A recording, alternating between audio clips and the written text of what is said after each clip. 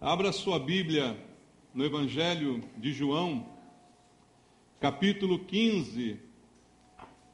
Vamos ler a princípio 2 versículos, versículo 7 e versículo 8 do capítulo 15 do Evangelho segundo João. Você achou aí na Bíblia? João, capítulo 15, versículo 7 e versículo 8. A palavra de Deus diz assim: se permanecerdes em mim e as minhas palavras permanecerem em vós, pedireis o que quiserdes e vos será feito. Nisto é glorificado meu Pai, em que deis muito fruto, e assim vos tornareis meus discípulos. Amém. Glória a teu nome, Senhor.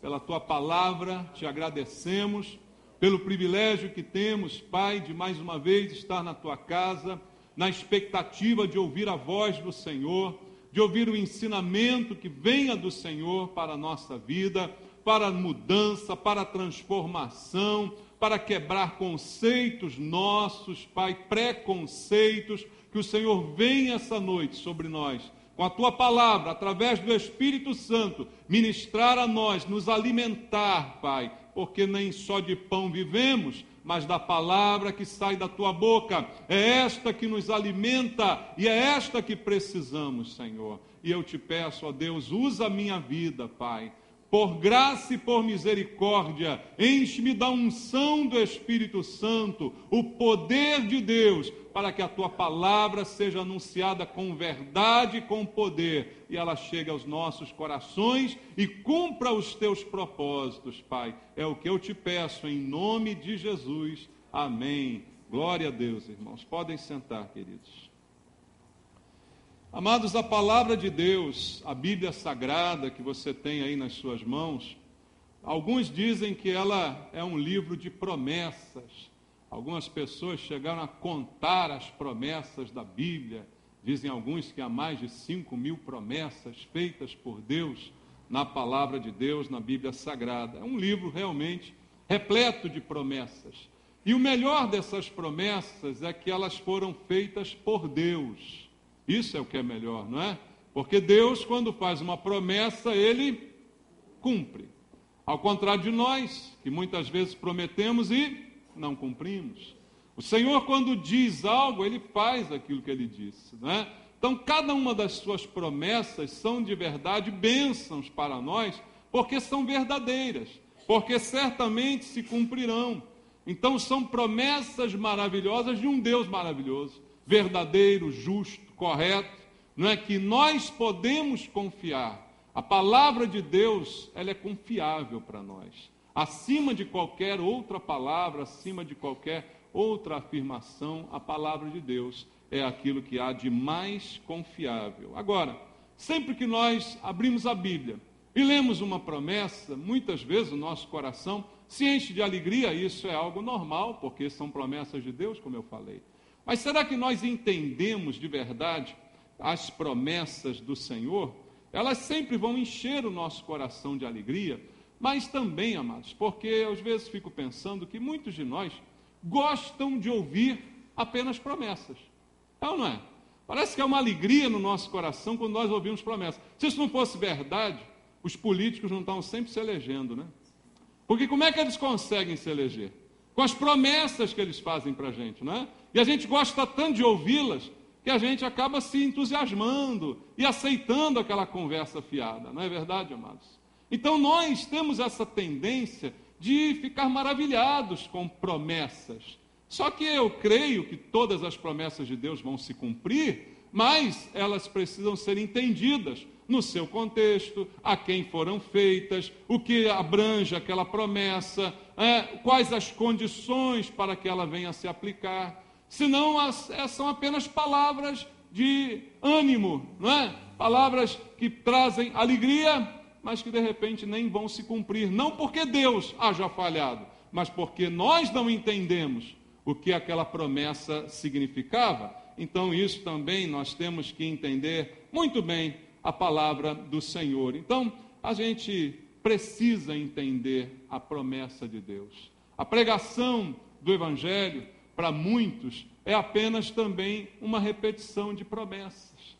E ficam prometendo e criando expectativa no coração das pessoas, porque sabem dessa fraqueza que nós temos, né, com relação a promessas. Então, há muita gente que, na verdade, vem à igreja até desejando ouvir apenas uma promessa, e não a verdade de Deus.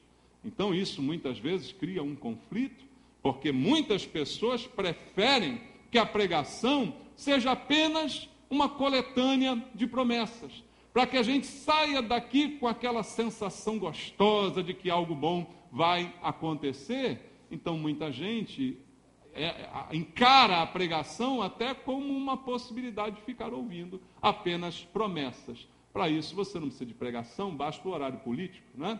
Não precisa ficar ouvindo pregação, você liga a TV no horário político e se delicia com aquela coletânea de promessas que certamente vão fazer para você, não é? Então, amados, a gente precisa entender as promessas de Deus. Precisamos entender a palavra de Deus. Há algumas coisas que a gente precisa saber a respeito das bênçãos prometidas pelo Senhor, a respeito daquilo que a Bíblia nos ensina sobre esse assunto. E só vamos entender isto se conseguirmos entender a palavra de Deus. Então, as bênçãos e as promessas de Deus, quando se cumprem em nossa vida, quando se aplicam a nós, primeira coisa que eu preciso entender a respeito disso é que estas bênçãos e promessas, elas são para a glória de Deus. Quando Deus promete algo e cumpre e realiza isso na minha vida, o primeiro propósito disto é que a glória de Deus seja reconhecida, que a glória de Deus seja por todos observada, notada, reconhecida. Então, quando Deus nos abençoa, quando uma promessa se cumpre em nossa vida, não somos nós ali aqueles maiores beneficiários, mas sim Deus, que precisa receber toda a honra e toda a glória por aquilo que prometeu e realizou. Então, começamos a entender, na verdade, o que significam as promessas de Deus. Voltando ao texto que nós lemos aqui, no versículo 7, há uma promessa, feita por quem, irmãos? Quem que disse isso aqui? Jesus. Você pode confiar em Jesus? Amém? E o que ele disse?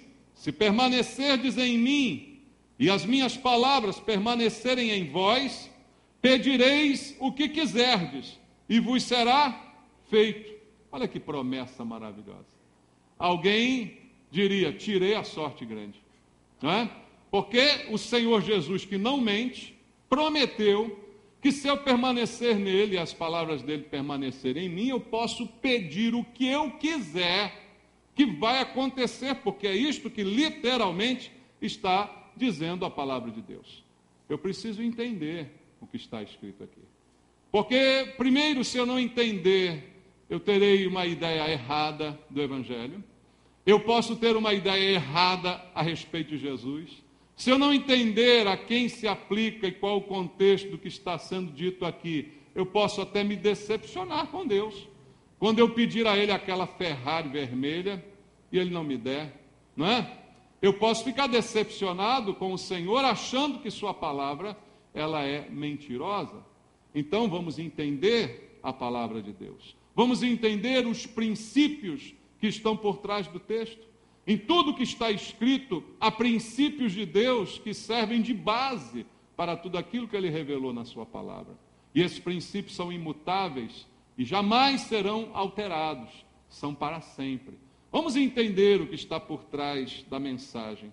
Primeiramente, nesse versículo, o que Deus quer nos dizer como princípio é que Ele deseja nos abençoar. Alguém tem dúvida disso? Deus deseja nos abençoar. Você crê? Deus não deseja amaldiçoar. Deus é um Deus doador. A palavra de Deus mesma diz isso.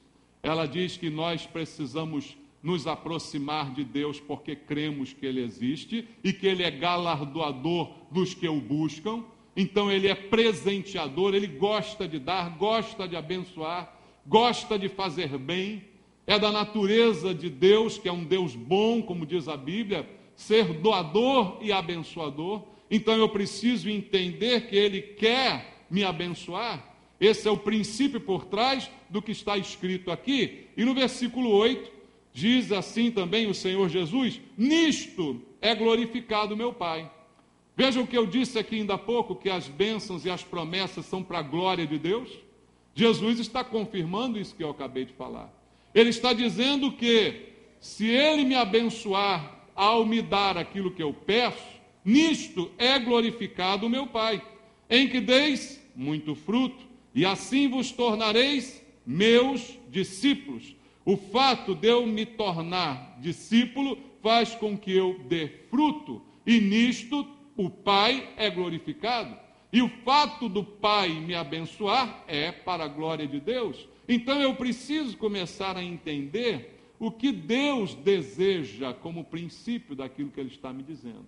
Ele deseja me abençoar, Ele deseja que seu nome seja glorificado, e Ele deseja que eu dê muito fruto, e Ele deseja que eu me torne seu discípulo, porque o discípulo é aquele que guarda as palavras do Mestre, que as pratica e as passa adiante também, a ensina. Tudo isso está inserido naquilo que o Senhor Jesus falou aqui. Deus será glorificado. Agora, quando entendemos errado a Bíblia, qual o problema disso? Ficamos com uma ideia errada a respeito de Deus. E alguns podem entender que Deus é um gênio da lâmpada, com desejos ilimitados, já que o da lâmpada são apenas 3, não é? E aqui Jesus disse: pede o que você quiser. E Ele não deu limite de 1 ou 2 ou 3 desejos, Ele deixou você desejar, não é? Se eu não entendo os propósitos e os princípios, eu começo a ter uma ideia errada sobre as promessas de Deus. E começo até depois duvidar do seu cumprimento. Na verdade, o problema não está nas promessas, o problema está no meu entendimento da palavra de Deus. Entender a Bíblia, tirando versículos do seu contexto, faz com que a gente assuma uma verdade errada. E a gente comece a crer em algo que não é verdadeiro, porque foi simplesmente tirado do contexto em que estava. E é isso que tem hoje dado margem a tantas heresias e tantas doutrinas estranhas no meio da igreja que se chama Igreja de Jesus Cristo. O que está faltando hoje ao povo é o entendimento. O Senhor Jesus já disse isso há 2000 anos atrás. O povo perece por falta de conhecimento. O povo morre, o povo adoece, o povo fica louco por falta de conhecimento da palavra. Jesus disse para os fariseus: vocês erram, não conhecendo as Escrituras nem o poder de Deus. Veja como Deus dá importância a gente entender a palavra de Deus. O Senhor deseja que você não apenas escute como um robô, mas que você entenda o que Ele está dizendo. Que você entenda os princípios de Deus, porque são esses princípios que têm que nortear a nossa vida. A gente não vive como a gente quer, a gente tem que viver de acordo com a palavra de Deus. Foi o que Jesus disse aqui no versículo 7. Se vocês permanecerem em mim, e as minhas palavras permanecerem em vocês, aí sim, vocês chegarão a uma condição de pedir e serem atendidos, porque vocês vão conhecer a minha palavra, então vocês pedirão de acordo com os princípios dela. Então, cadê aquela de gênio da lâmpada? Não existe, porque o gênio da lâmpada é assim: deseje. E aí, normalmente, o que as pessoas pedem? Nos desenhos animados, nos filmes onde aparecem essas baboseiras, o que as pessoas pedem quando o gênio da lâmpada aparece? Carro, mulher e dinheiro. Quando é homem, né? Quando é mulher, é homem. Homem, dinheiro e vestido bonito, né? Sim, para mulher. O que as pessoas pedem nessa hora? Me diga. Alguma coisa boa, alguma coisa útil, alguma coisa substancial, futilidades, besteiras, coisas sem valor, coisas perenes que não terão durabilidade. É isso que as pessoas pedem. Porque, de acordo com a sua própria mente, de acordo com o seu próprio coração. Há pessoas que também têm um relacionamento com Deus assim.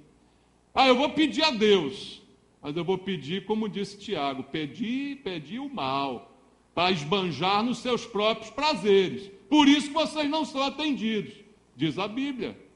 Porque a gente pede e pede mal. Pede mal por quê? Porque pede o eu que pede, não é o espírito que pede.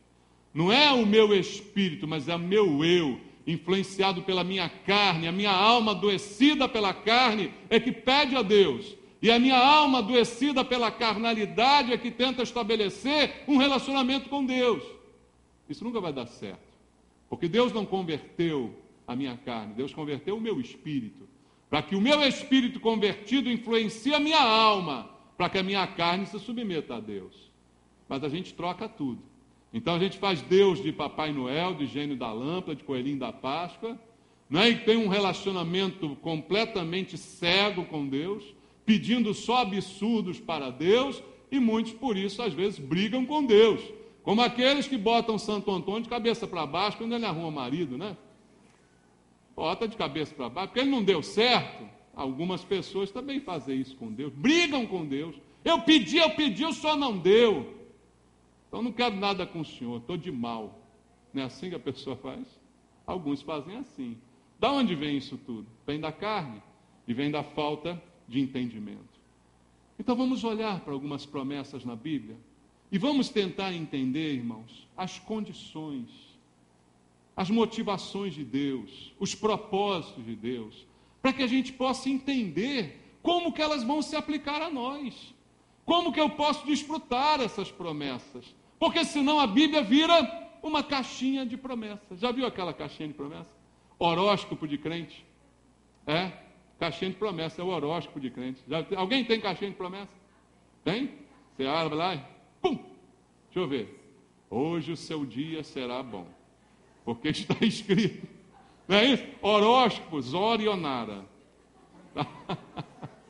Não é assim? É horóscopo de crente, caixinha de promessa. A gente transforma a Bíblia, resume a Bíblia. Qual é a ideia da caixinha de promessa? Não tem nada contra, não pode ter a sua, você não está em pecado, você tem ela não, tá? Mas qual é a ideia por trás da caixinha de promessa? É resumir a Bíblia. A Bíblia é muito grande, tem muita coisa na Bíblia que não presta, sabe? Muita coisa na Bíblia pode jogar fora. Não precisa ler não, isso aí não tem valor. O que é importante são as promessas. Preciosas e promessas. A própria Bíblia diz que são preciosas as promessas. Então vamos fazer uma seleção da Bíblia. Eu não preciso ler a Bíblia, basta ler a caixinha de promessa. Está vendo? Resumir o seu trabalho. Você não precisa mais ler a Bíblia. Lê a caixinha de promessa, pronto, já sabe tudo que você precisa. Não é assim que as pessoas fazem? Amados, a gente está rindo, mas é isso que tem acontecido. A gente não quer ler a Bíblia, a gente quer pegar uma promessa. Todas elas são boas. Já viu caixinha de promessa com promessa ruim? Não tem. Já puxou uma lá e diz, azar. Não tem isso, né? É só coisa boa que sai dali. Todo mundo quer isso, é ou não é? Não é assim que a gente quer? Só sai coisa boa, então a gente quer aquilo. E aí a pessoa, então, por isso, fica aí refém dessas coisas ao invés de conhecer a Bíblia. Então, quais as condições para que a bênção de Deus realmente seja bênção na nossa vida? Em primeiro lugar, eu disse, a gente precisa conhecer a palavra de Deus. Então, eu vou trazer alguns exemplos. O primeiro é esse que a gente já viu. Se permanecerdes em mim e as minhas palavras permanecerem em vós, pedireis o que quiserdes e vos será feito. Primeiro, permanecer em Cristo. Todo mundo quer pedir e receber. Esse é o final da promessa. Mas para isso, quais as condições? Não, tem que permanecer em Cristo. Aí já começa a pegar o bicho, né? Porque enquanto eu peço e recebo, está ótimo. Aí é macumba, é qualquer coisa, funciona assim. Pede e recebe. Pessoa amada em 3 dias, aquela coisa, né? Então, pediu, recebeu, está maravilhoso. Mas aí tem o detalhe da condição. Tem um se permanecer em mim. Ai, mas permanecer em Cristo dá um trabalho. Se a palavra dele permanecer em mim. Ai, mas a palavra do Senhor permanecendo em mim. Poxa, mas ela manda eu amar o inimigo. Ela manda eu orar para quem me persegue. Ela manda eu não ter nenhuma mágoa. Ela manda eu não ficar com nenhuma amargura no meu coração. Ela manda um monte de coisa. Ela tem que permanecer nisso tudo. Tem que permanecer nisso tudo. Tem que ficar nisso aqui, que é a palavra de Deus. É ela que vai fazer a diferença. E eu preciso ficar nela. Então eu tenho que permanecer. Ela tem que estar permanente em mim. Porque na hora que eu for pedir, A própria palavra que permanece em mim já dirige o meu pedido, já me faz falar como Deus quer que eu fale. É como diz a palavra lá em Romanos 8:26, nós não sabemos orar como convém, mas o Espírito Santo intercede por nós. Ou seja, Ele ora por nós. Como eu estou nele e a palavra dele está em mim, o que eu peço está sempre de acordo com a palavra de Deus. É simples. Entende isso? Essa é a promessa que foi feita pelo Senhor. Então, por isso eu posso pedir e será feito, como disse o Senhor Jesus. Porque se aplicará em mim um princípio. Leia comigo lá a primeira epístola de João, lá no final da sua Bíblia. Capítulo 5, versículo 14. Olha como isso aqui norteia tudo o que foi dito aqui. 1 João 5,14 diz assim: esta é a confiança que temos para com Ele, que se pedirmos alguma coisa segundo a sua vontade, Ele nos ouve. Aí, como é que eu vou pedir de acordo com a vontade de Deus? Conhecendo a sua vontade. A vontade de Deus é a sua palavra.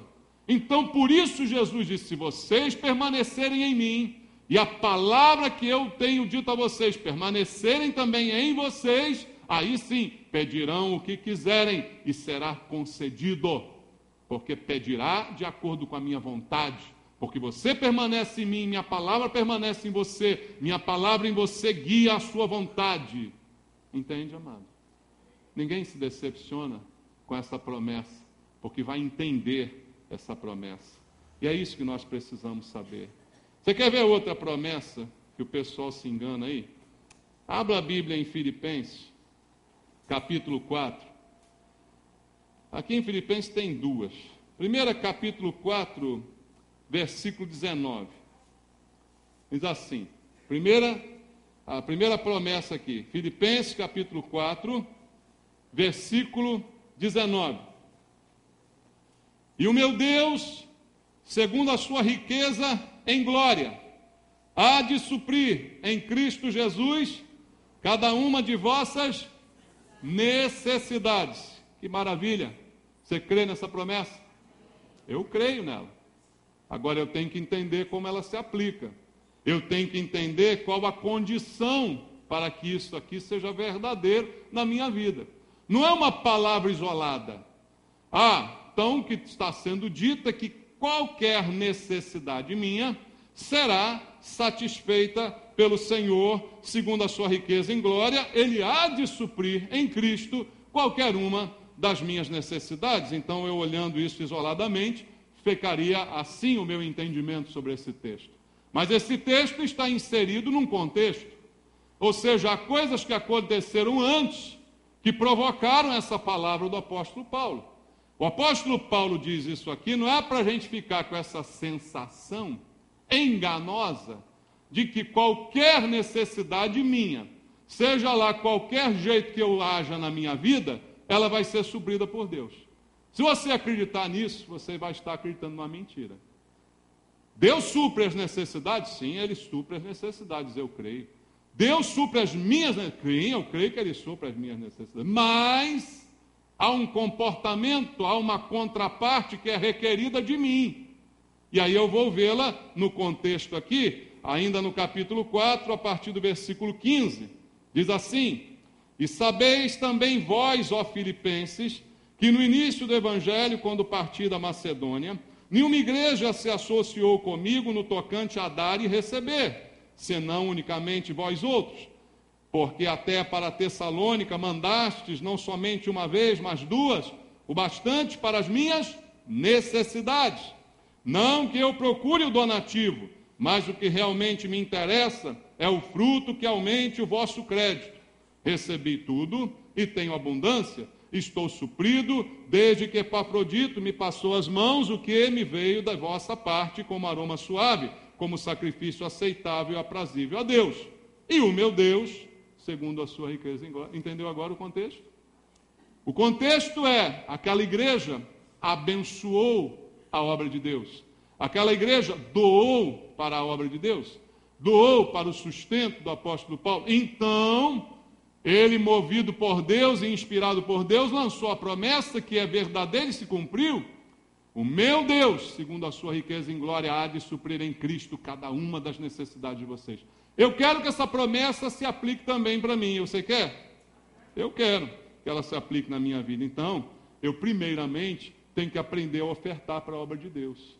Primeiramente, tenho que aprender a ser dizimista. Primeiramente, tenho que aprender a dar para depois receber. Afinal de contas, a Bíblia diz: melhor coisa é dar que receber. Então, se isso é uma prática na minha vida, certamente Deus cuidará de mim. O meu Deus, segundo a sua riqueza, porque Ele é rico, segundo a sua glória, porque Ele tem glória, há de suprir em Cristo cada uma das minhas necessidades. Porque eu sou usado por Deus para abençoar a obra de Deus. Essa é a lógica do negócio. Agora, a gente não quer a lógica do negócio. A gente quer ficar só com o versículo. Aí o que a gente faz? Bota na geladeira. Bota no vidro traseiro do carro. Já viu? Versículo. O meu Deus há de suprir em Cristo. Aí vem cá, você que está com esse... Você é dizimista? Ah, não. Você é ofertante? Não. Então rasga esse troço aí que isso não vale para você não.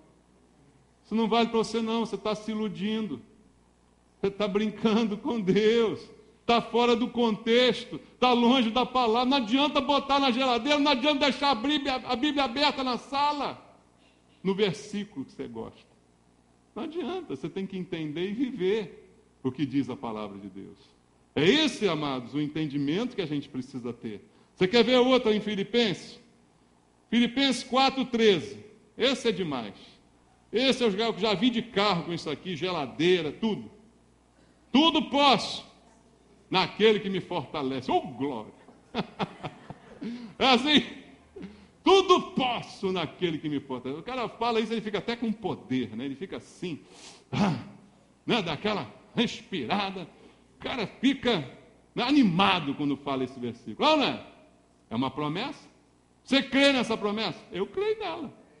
Eu creio que se o Senhor me fortalecer, eu posso tudo. Eu creio nisso. Você não crê, não? Eu creio. Agora, eu preciso entender. Senão isso vai ser só um plástico na minha geladeira, um plástico no meu carro. Eu preciso entender o contexto dessa passagem. A gente usa, que eu digo, os doidos aí por aí, né? Que dizem que são crentes, usam estes versículos como mantras, como palavras mágicas, até quase como palavra para amaldiçoar os outros, já viram? Igual macumbeiro, comigo ninguém pode. Aí ele usa, tudo posso naquele que me fortalece. É assim que o cara faz. Ele manda o dedo na sua cara, entendeu? Por quê? Está animado, né, com aquela palavra. Não, peguei a palavra aqui. Mas você entende o contexto dela? Você entende o que ela quer dizer? Eu preciso aprender na escola de Deus, para que isso se torne verdadeiro na minha vida. Quando Paulo disse isso, ele disse num contexto. O contexto que ele disse, ninguém que põe na geladeira quer esse contexto. A gente só quer o versículo 13. O 11 e o 12, por favor, faz de conta que não existe. Tira da Bíblia que isso me incomoda. Não é assim que alguns fazem, irmãos? Versículo 11 diz o quê? Digo isto não por causa da pobreza. Espera aí, Paulo. O crente não pode ser pobre. Espera aí, Paulo. Não deixa Kenneth Reagan te ouvir isso não, Paulo. Não deixa os malucos da prosperidade ouvirem isso, Paulo. Não deixa os doidos da teologia da prosperidade escutarem esse absurdo, Paulo. Você aprendeu a ficar pobre? Por que você não amarrou isso aí, Paulo? Por que você não fez uma mandinga evangélica, Paulo? Por que você não carregou um patuá? Por que você não levou um sabonete ungido para casa, não tomou um banho de sal grosso? Não foi na sessão do descarrego, Paulo? Show a pobreza! Sai! Não é assim, irmão? Não é assim? Não, versículo 11 não dá. Digo isso não por causa da pobreza, porque aprendi a viver contente, mesmo sendo pobre, em toda e qualquer situação. É isso que está escrito aqui, eu estou exagerando, irmão. Você entende português direitinho?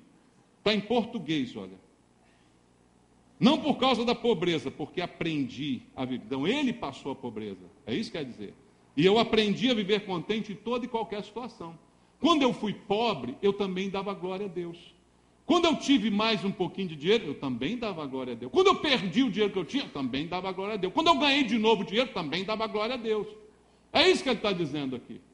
Você entende? Aí o versículo 12 diz: tanto sei estar humilhado. O que é isso? Paulo humilhado? Não é possível. Você é um homem de Deus, Paulo.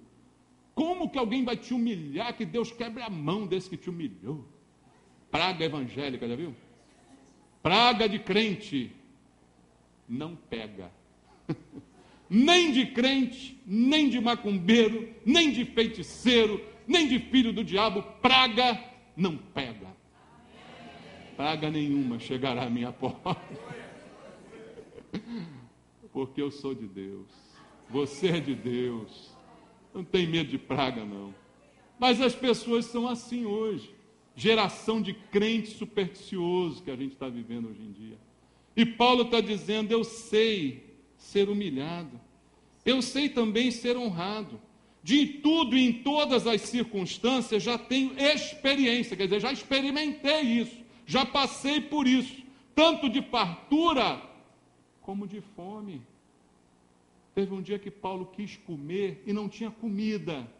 E a barriga de Paulo roncou.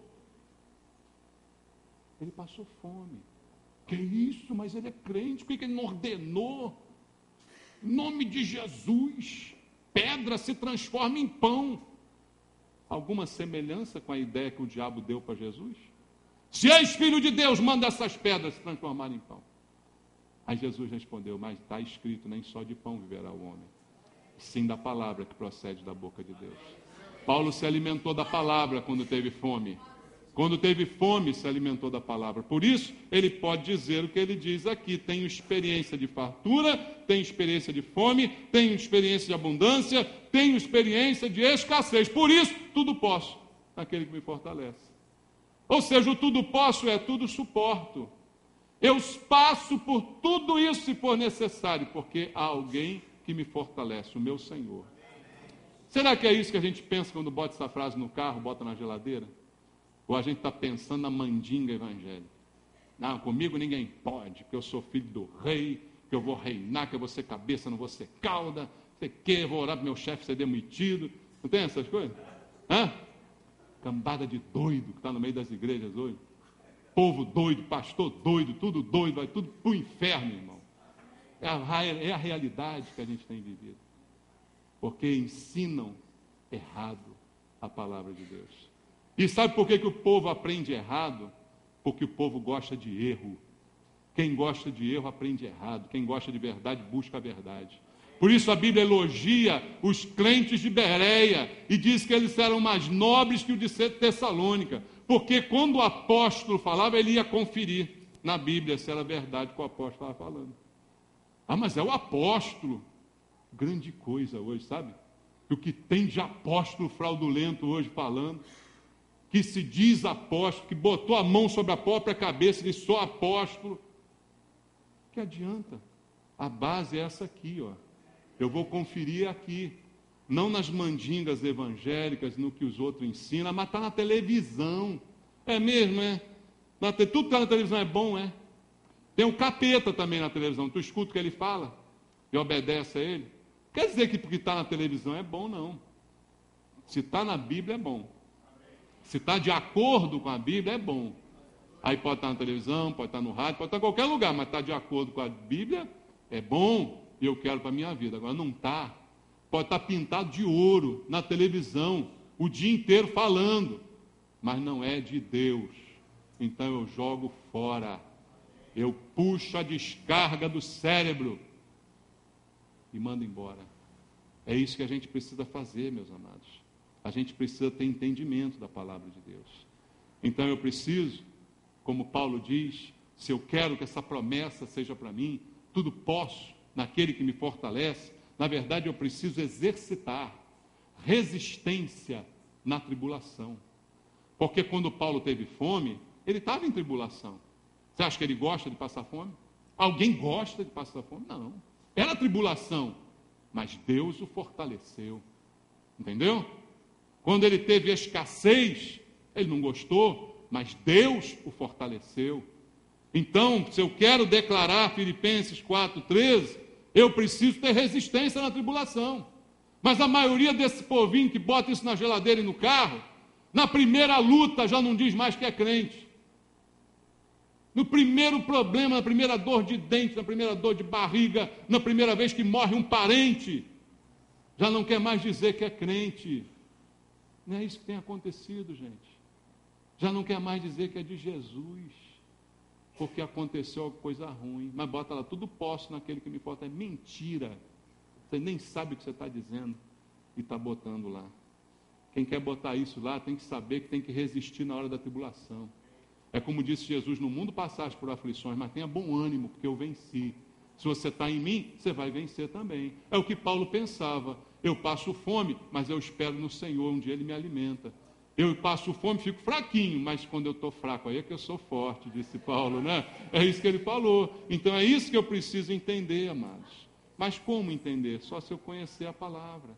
Eu preciso aprender de Deus para poder transmitir aos outros. Leia comigo 2 aos Coríntios, capítulo 1, versículo número 4.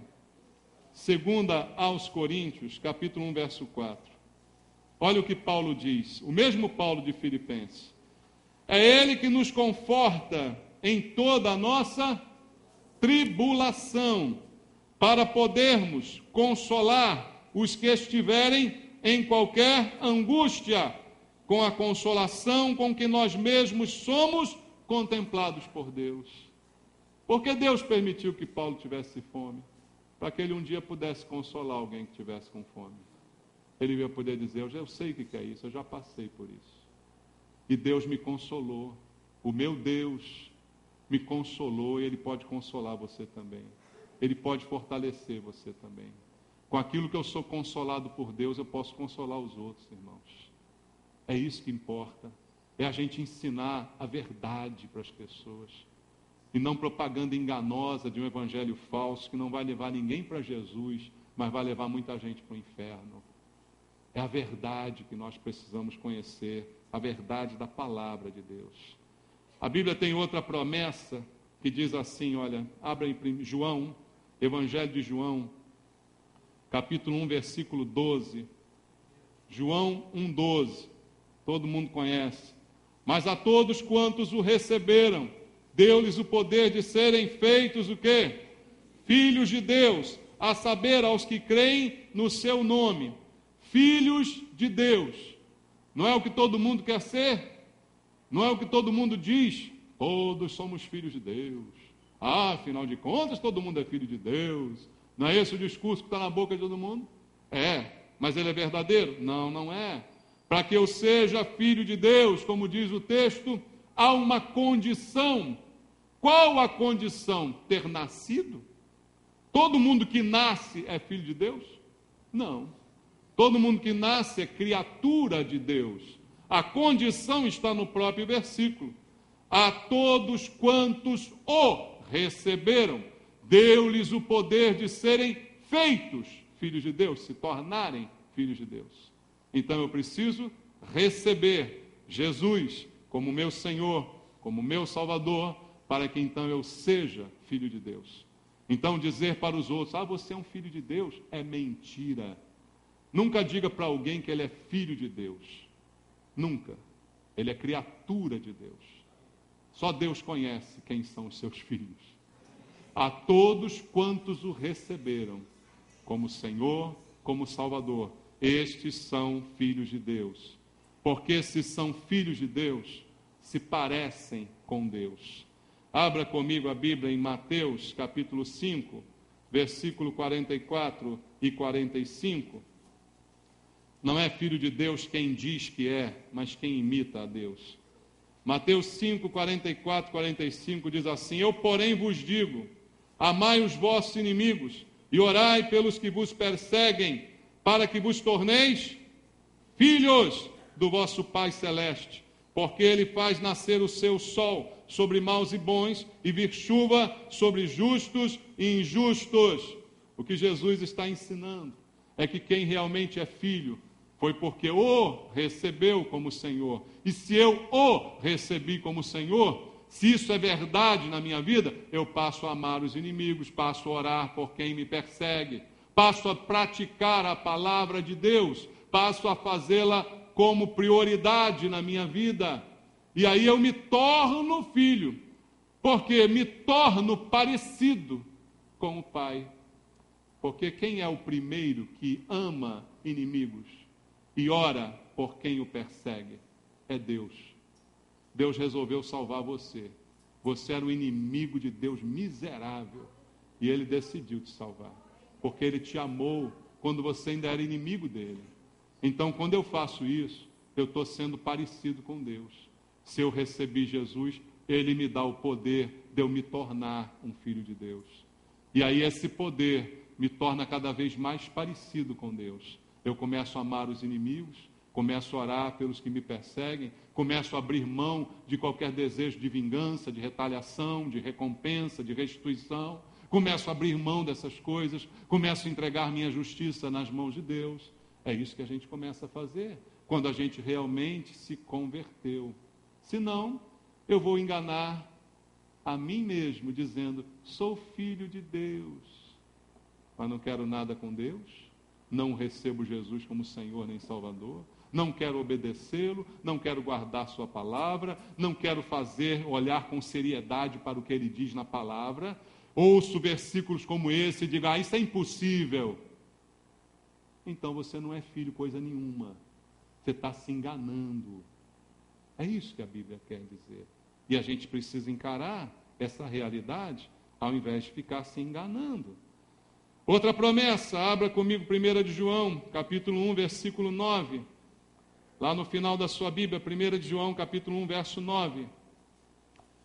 Todos nós também gostamos e amamos essa promessa, está escrito, se confessarmos os nossos pecados, Ele é fiel e justo para nos perdoar os pecados e nos purificar de toda injustiça. Quem não quer isso? Ser perdoado de todos os seus pecados, ser purificado de todas as suas injustiças. Todos nós ansiamos por isso e cremos que isto, inclusive, já se cumpriu na nossa vida, porque nos convertemos, sim ou não, irmãos? Cremos nisso. Mas veja qual a condição para que isso seja verdade na vida de qualquer um. O próprio texto coloca a condição para essa bênção. Eu quero perdão, eu quero ser perdoado, eu quero que as minhas injustiças sejam apagadas. Então, o que diz o texto? Ele mesmo responde, se confessarmos os nossos pecados. O que é confessar pecados, irmãos? Confessar, a palavra vem de fé, manifestar. Confessar é dizer, é falar, é abrir, é mostrar, exibir, confessar os nossos pecados. Acreditar que sou pecador como Deus me vê como pecador.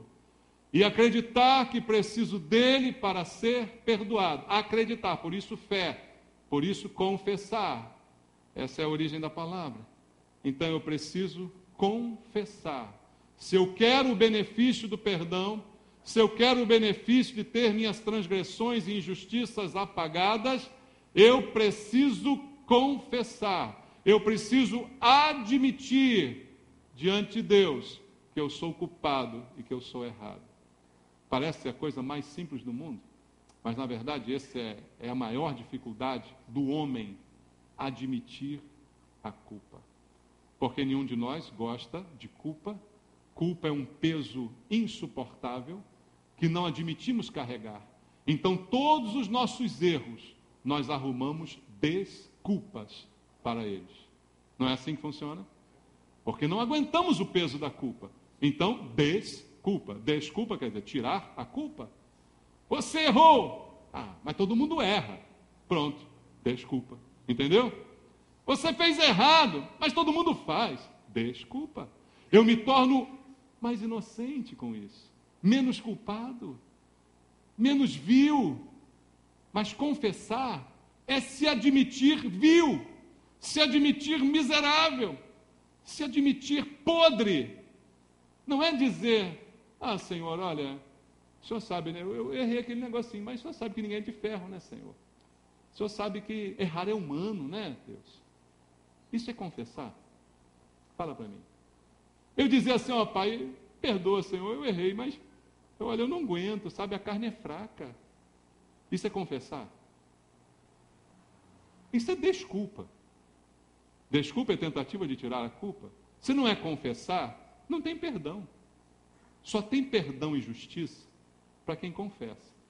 Para quem diz, Senhor, eu sou um miserável, desgraçado, que fiz aquilo de novo, Senhor.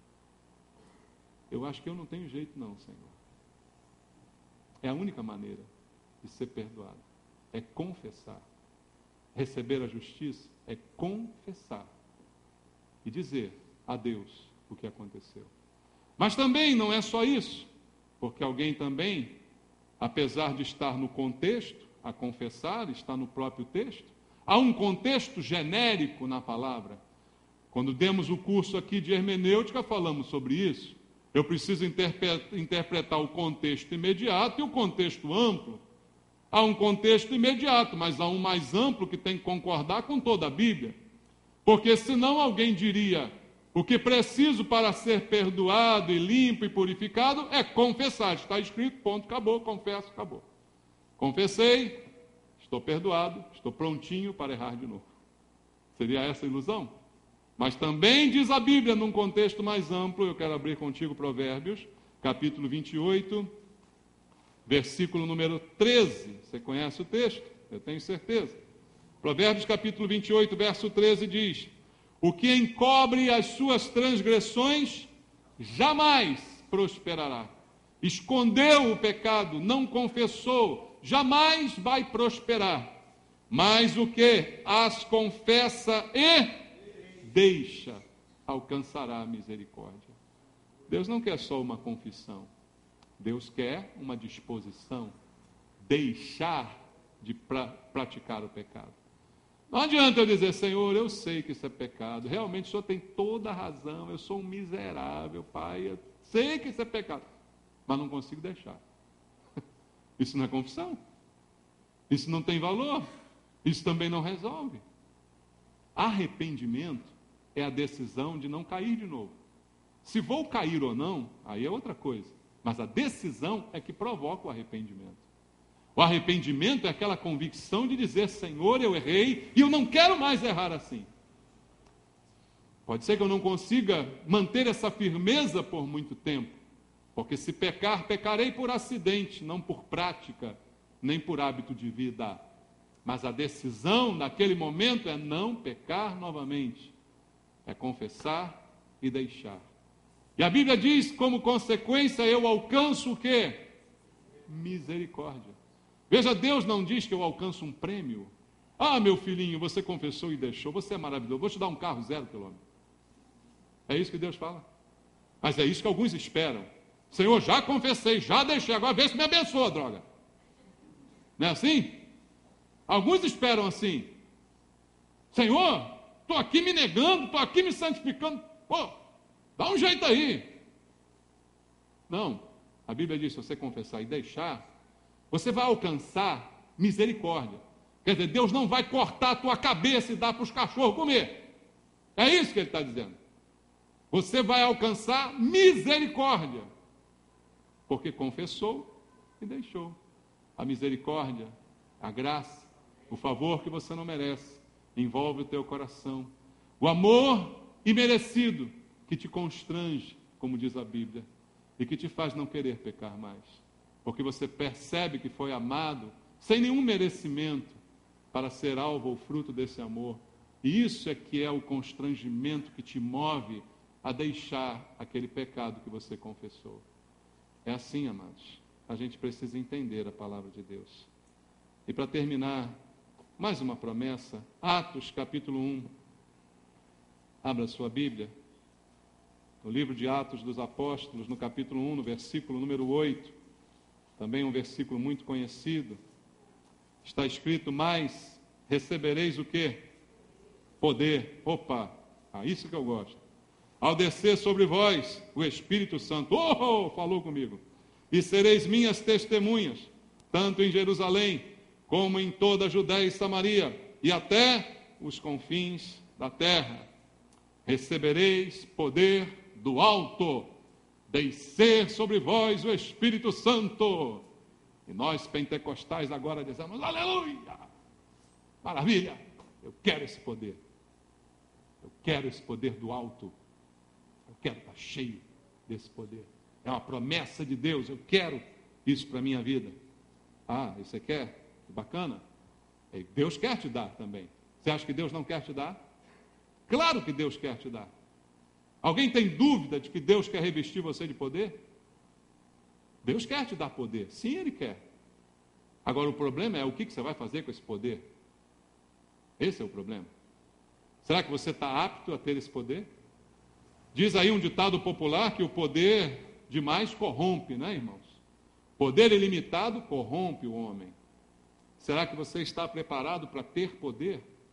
Diz um outro ditado popular, dê poder a um homem e conhecerás o seu caráter. Já ouviu isso? Dê poder a um crente e tu vai ver se ele é crente mesmo. É o meu ditado. Será que nós sabemos o que fazer com o poder? Será que nós queremos o poder do Espírito Santo para ficarmos em evidência diante dos homens? Para que os outros nos elogiem como grandes homens e mulheres de Deus? Como pessoas espirituais que têm um contato especial com Deus? Será que queremos esse poder para poder mostrá-lo, exibi-lo e nos sentimos muito bem com isso? Para que queremos o poder? E para que Deus disse que daria o poder? Que é o pior, né? O melhor. Porque eu posso entender errado, eu quero esse poder. Uma vez Simão, o mágico, quis o poder. Você lembra de Simão, o mágico? Simão ficou de boca aberta. Porque ele era um macumbeiro, estava acostumado com um poderzinho, michuruca. E aí, quando ele viu o poder dos apóstolos, botavam a mão, as pessoas eram batizadas com o Espírito Santo. Simão, o mágico, ficou doido. Falou, eu quero esse troço aí de qualquer jeito. Ô Pedro, quanto é que você quer para botar isso em mim também? Quanto é que você quer para passar isso para mim? Eu tenho dinheiro, eu ganhei muito dinheiro na macumba, eu posso te dar o que você quiser, fala aí. Pedro olhou para ele e disse, você pega você, esse dinheiro, tudo isso aí, ó, vai para o inferno. Foi isso que Pedro disse para ele. O teu dinheiro seja contigo para perdição. Foi a palavra que Pedro deu a ele. Porque isso aqui não se compra com dinheiro. Você quer o poder, isso parece bom, mas você quer para quê? Para ser o grande Simão mágico? O grande reconhecido por todo mundo como poderoso? Deus quer dar o poder. Amém? Mas por que Deus quer dar o poder? Para que você seja testemunha dele. Mas recebereis poder ao descer sobre vós o Espírito Santo, e sereis minhas testemunhas. Ele não disse, sereis meus bailarinos, sereis meus rodopiadores, sapateadores, sereis meus faladores. Não, ele disse, sereis minhas testemunhas. O poder será tão forte sobre a tua vida, que aonde você for, você vai testemunhar de Jesus. Esse poder se manifestará através de vidas que se converterão através da tua palavra e da tua pregação. É isso que ele está dizendo. É para isso que você tem que querer o poder. Queira, deseje sim, mas é para isso. Mas para que isso aconteça, também tem uma condição. Vamos ler Lucas, capítulo 24.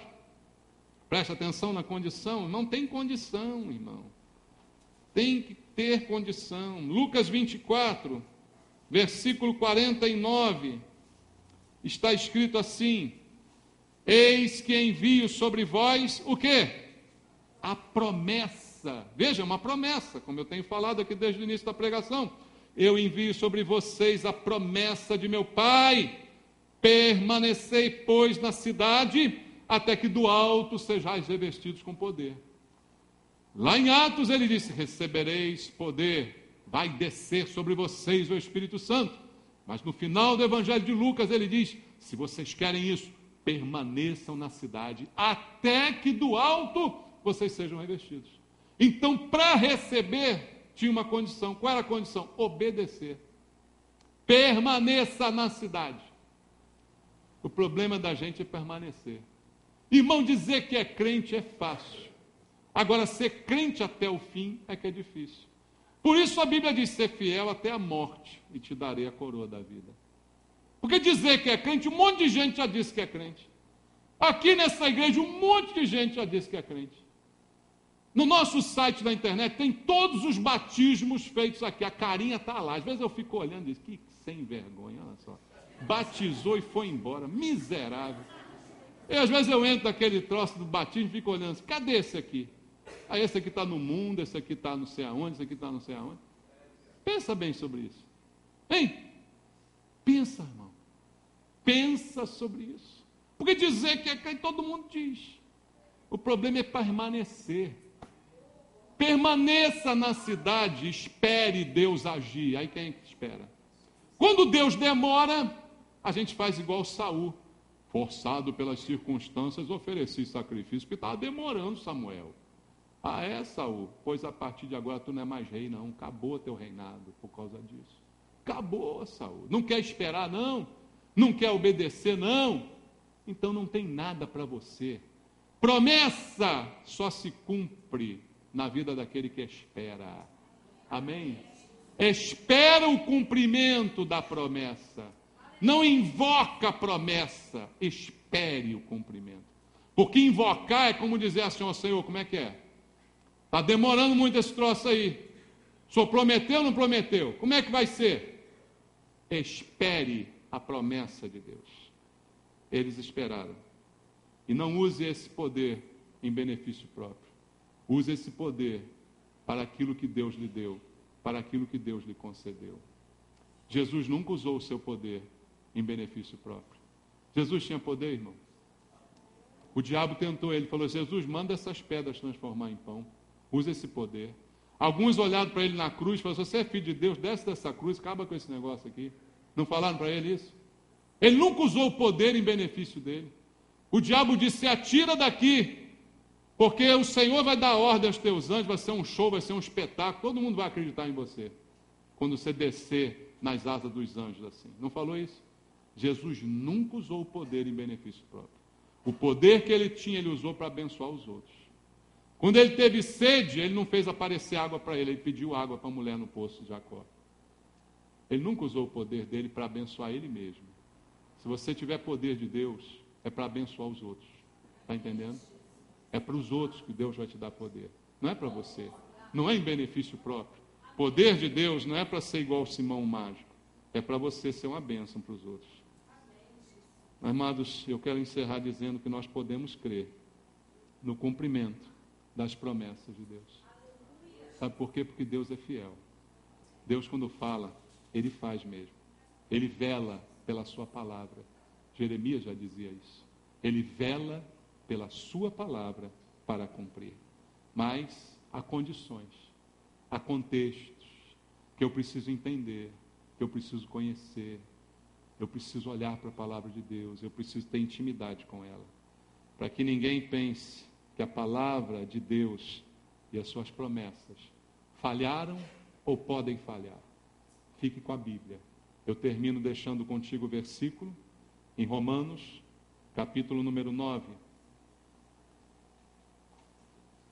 versículo 6 ao versículo número 8. Olha o que diz Deus para você e para mim. E não pensemos que a palavra de Deus haja o quê? Falhado. Porque nem todos os de Israel são de fato israelitas. Eu mudo esse texto e digo para você assim: não pensemos que a palavra de Deus tenha falhado, porque nem todos que estão na igreja são de fato igreja. Porque nem todos que se dizem crentes são de fato crentes. Não pense que a palavra de Deus falhou. Nem por serem descendentes de Abraão são todos seus filhos. Não são. Filho é só quem recebeu Jesus. Em Isaque será chamada a tua descendência. Isto é, estes filhos de Deus não são propriamente os da carne, mas devem ser considerados como descendência, os filhos da promessa. Você é um filho da promessa. Amém? Você não é um filho de sangue. Você é um filho adotado. Sabia disso? Todos nós, adotados por Deus em amor. O unigênito de Deus é Jesus. Todos nós, Ele nos adotou, nos deu poder para nos tornarmos filhos de Deus, porque cremos no seu nome. A palavra de Deus não falhou, nem nunca vai falhar. Mas nem todo que diz que é crente, é crente. Nem todo que diz Senhor, Senhor, entrará no reino dos céus. Nem todo que faz grandes afirmações sobre a palavra de Deus está falando a verdade. Pense nisso, meu irmão. Pense nisso. E deixa Deus falar o teu coração. Há promessas para a sua vida. Eu creio nelas. Creia nelas. Mas aplique o contexto dessas promessas na tua vida. Em nome de Jesus. Eu quero fazer uma oração por você, meu irmão. Você que crê que Deus tem uma promessa que vai se cumprir na sua vida. Mas que você entendeu essa noite a promessa no contexto. Vem aqui, eu quero orar por você. Eu quero pedir a Deus que Ele fale ao teu coração, que Ele te revele sobre essa promessa. Que Ele fale a você o que quer dizer essa promessa que Ele tem para você. Se é poder, se é algo que Deus falou ao teu coração. Vamos orar juntos. Vamos falar com Deus. Porque o nosso Deus é Deus de promessas. E todas elas certamente se cumprirão. Pai, em nome de Jesus, eu quero orar pelos meus irmãos, Pai. Eu quero pedir ao Senhor, Deus, que cada um deles que recebeu do Senhor uma promessa, possa de fato entender essa promessa, de acordo com os princípios da Tua palavra, para que não venham a pensar que o Senhor falhou, para que não venham a pensar que o Senhor está demorando. Pai querido, dá entendimento. Dá entendimento aos meus irmãos. Abre a mente, abre o coração para a verdade da Tua palavra. Tira todo o engano, Senhor. Toda ideia errada, Pai. Tudo aquilo que o Senhor não falou. Que eles só creiam naquilo que o Senhor falou. Que eles só confiem naquilo que saiu da Tua boca, Pai. Que eles, se uma vez ouviram a Tua voz, possam confiar que a Tua palavra se cumprirá. Em nome de Jesus. Abençoa, Pai, os meus irmãos. Em nome de Jesus. Deus te abençoe. Deus te abençoe. Vamos louvar ao Senhor.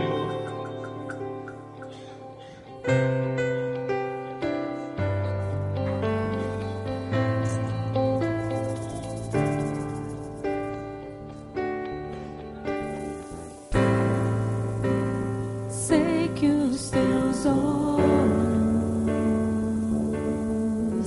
sempre atentos, permanecem em mim.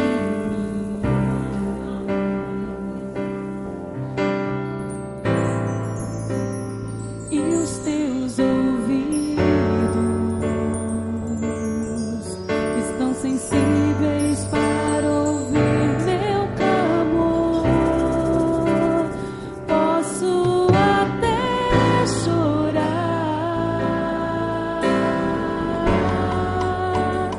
mas